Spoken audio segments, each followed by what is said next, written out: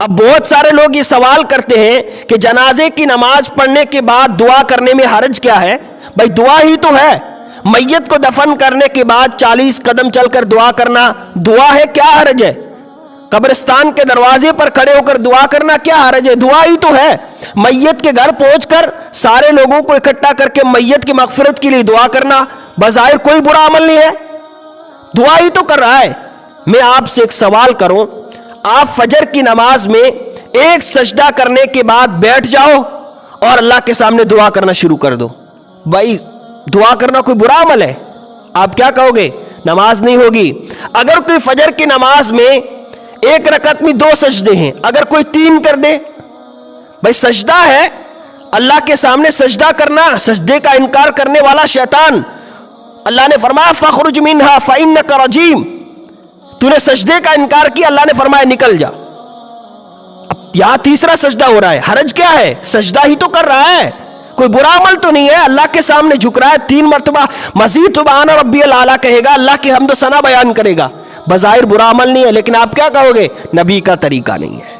ہاں نبی کا طریقہ نہیں ہے، نماز نہیں ہوگی، تو وہاں پر بھی نبی کا طریقہ نہیں ہے۔ دیکھو اللہ کے رسول صلی اللہ علیہ وسلم نے ہمیں ہر چیز کا طریقہ بتایا۔ مسجد میں داخل ہونے کی دعا اللہ کے رسول نے بتائی، مسجد سے نکلنے کی دعا اللہ کے رسول نے بتائی، بیت الخلاء میں داخل ہونے کی دعا بتائی، بیت الخلاء سے نکلنے کی دعا بتائی، کھانے کی دعا بتائی، کھانے کے بعد کی دعا بتائی، سونے کی دعا بتائی، سونے کے بعد اٹھنے کی دعا بتائی۔ ہمیں ہر موقع پر اللہ کے رسول نے دعائیں بتائی ہے۔ تو آپ بتا دو کہ جنازے کے نماز کے بعد اللہ کے رسول نے کون سی دعا مانگی، کون سے الفاظ اللہ کے رسول صلی اللہ علیہ وسلم نے مانگے ہیں؟ کوئی ثابت نہیں کر سکتا۔ دیکھو یہ وہ عمل ہے اور یہ وہ باتیں ہیں جو ہمیں رسومات میں مزید پختہ کرتی ہے، بدعات کی طرف لے جاتی ہے۔ دیکھو لوگ آپ کو کہیں گے کہ بھائی فلاں کتاب میں لکھا ہوا ہے، فلاں آدمی نے کہا ہے، بھائی ہمارے لیے جو نمونہ ہے وہ رسول اللہ صلی اللہ علیہ وسلم کا طریقہ ہے۔ اللہ کے رسول نے فرمایا ما انا علیہ واصحابی، جو میرے طریقے پر چلے گا، میرے صحابہ کے طریقے پر چلے گا وہ کامیاب ہے۔ تو ہمیں کون سا عمل کرنا ہے؟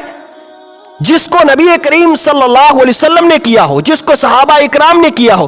اس لیے میرے بھائیوں کوشش یہ کیا کریں کہ میں اپنی میت کو غسل سے لے کر، کفن سے لے کر، جنازے کی نماز سے لے کر اس کو قبر کے گھڑے میں اتارنے تک ایک ایک سنت کا خیال کروں۔ بس یہ عمل اگر ہم کر لیں گے، سنتوں کا خیال کر لیں گے، اللہ کے رسول صلی اللہ علیہ وسلم کے طریقوں کو اپنائیں گے، اللہ کی ذات سے امید کرتے ہیں کہ اللہ اس کی مغفرت فرما دیں گے۔ لیکن اگر نہیں، ہم ضد کریں گے نہیں دعا ہی کرنی ہے، اللہ فرماتے لا تقدموا بین یدی اللہ ورسولہ، اللہ اور اللہ کے رسول سے آگے بڑھنے کی کوشش مت کرو، کیونکہ یہ وہ عمل ہے جو آپ کو بدعت کی طرف لے جاتی ہے، اور اللہ کے رسول نے فرمایا کل بدعت ضلالہ وکل ضلالۃ فی النار، ہر بدعت آپ کو گمراہی کی طرف لے جائے گی اور ہر گمراہی جہنم کی طرف لے جانے والی۔ اسی لیے ہم سنتوں کا اہتمام کریں، جنازے کی نماز میں سنتوں کا خیال کریں، نماز کے بعد دفن میں سنتوں کا خیال کریں، ایک ایک سنت کو ہم سینے سے لگائیں گے، اللہ تعالیٰ سے امید ہے کہ اللہ تعالیٰ اس کی برکت سے میت کی مغفرت فرما دیں گے۔ ویڈیو کے نیچے سبسکرائب کے بٹن پہ کلک کریں، بیل کے آئیکن پہ کلک کیجئے تاکہ ہر نئی ویڈیو کی نوٹیفیکیشن آپ کو مل جائے۔